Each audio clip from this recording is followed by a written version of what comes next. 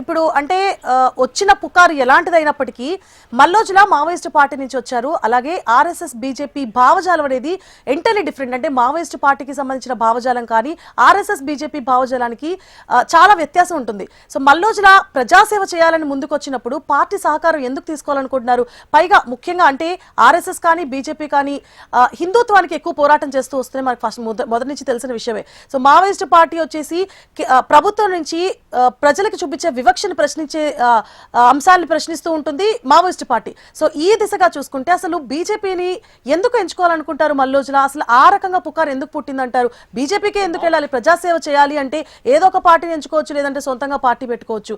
ఎందుకు బీజేపీని ఎంచుకోవాలనుకుంటున్నారు? Rajya Sabha ticket ఇచ్చేదాకా BJP support చేస్తుందనే వాదన ఎందుకు తెరపైకి వచ్చిందంటారు? నేను ఇది క్రితం చెప్పినట్టుగా బీజేపీ భావజాలంలో చాలా మార్పు వచ్చింది, ఆర్ఎస్ఎస్ భావజాలంలో చాలా మార్పు వచ్చింది. వాళ్ళు కేవలం హిందువుల పార్టీ లేదా హిందుత్వం అని చెప్పి మాట్లాడుతున్నారు తప్ప మిగిలిన అంశాల గురించి ఎవరు ప్రస్తావించట్లేదు. డౌన్ టౌన్ పీపుల్ ఎవరైతే ఉన్నారో వాళ్ళకి సంబంధించినటువంటి అంశాల్లో భారతీయ జనతా పార్టీ చాలా ముందుకు తీసుకెళ్ళినటువంటి సందర్భాలు మనకు అనేకం కనిపిస్తూ ఉన్నాయి. అందువల్ల సామాన్యులకి కూడా అనేక రకాలైనటువంటి పథకాలు అందడం కోసం కానీ ప్రయోజనాలు కల్పించడం కోసం కానీ అనేక రకాలైనటువంటి అంశాల్లో భారతీయ జనతా పార్టీ ప్రభుత్వం ముందుకెళ్తున్నటువంటి పరిస్థితి ఉంది. మోడీ అమిత్ షా యొక్క రాజకీయం ఎట్లా ఉంటుంది అనుకుని మనం క్రితం చెప్పుకున్నాం. కాబట్టి మల్లోజుల బీజేపీ పట్ల ఆకర్షితుడయ్యాడా అనే కంటే భారతీయ జనతా పార్టీ వీళ్ళకి అవకాశం కల్పించడం ద్వారా బయటకు వచ్చి ఉద్యమంలోంచి బయటకు వచ్చినటువంటి కగారు చేసి మేము ఎంతోమందిని చంపామని మీరందరూ కూడా మాట్లాడుతున్నారు. కానీ మేము లొంగిపోవడానికి అవకాశం ఇచ్చాం, మీరు లొంగిపోలేదు.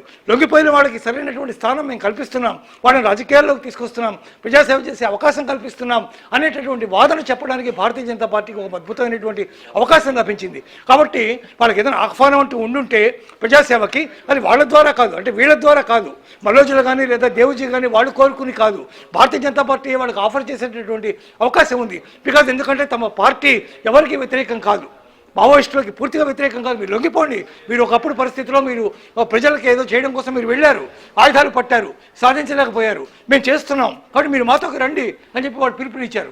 దానికి ఎవరైతే రెస్పాండ్ అయ్యారో వాళ్ళు వెళ్ళి లొంగిపోయారు. దానికి తగినటువంటి ఫలితాన్ని కూడా వాళ్ళు తీసుకుంటున్నారు.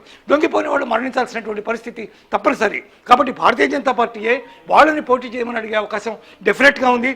దాన్ని ముందు ముందు తమ యొక్క ప్రచారంలో కానీ తాము కల్పిస్తున్నటువంటి స్థానాల్లో కానీ వాటన్నిటి గురించి భారతీయ జనతా పార్టీ చెప్పుకునేటటువంటి అవకాశం ఉంది. కాబట్టి ఒకవేళ మల్లోజులు కానీ దేవుజీ కానీ ఎవరైనా సరే రాజకీయాల్లోకి ఎంటర్ అయితే భారతీయ జనతా పార్టీ తరఫున కనుక వాళ్ళు ముందుకెళ్తే డెఫినెట్గా అది బీజేపీ అధిష్టానం నుంచి వచ్చినటువంటి మాట తప్ప వీళ్ళు కావాలి భారతీయ జనతా పార్టీని ఎంచుకున్నారని మాత్రం మనం అనుకోవడానికి వీల్లేదు. మిగిలిన పార్టీలన్నీ వ్యతిరేకంగా ఉన్నాయి, వాళ్ళు చేయట్లేదనే కదా భారతీయ జనతా పార్టీ ముందుకెళ్తుంది. కాబట్టి వాళ్ళనేమీ అంటానికి లేదు దాని గురించి. అందువల్ల భారతీయ జనతా పార్టీయే ఆల్టర్నేటివ్ పార్టీ అయ్యేటటువంటి అవకాశం కూడా కనిపిస్తుందని చెప్పవచ్చు.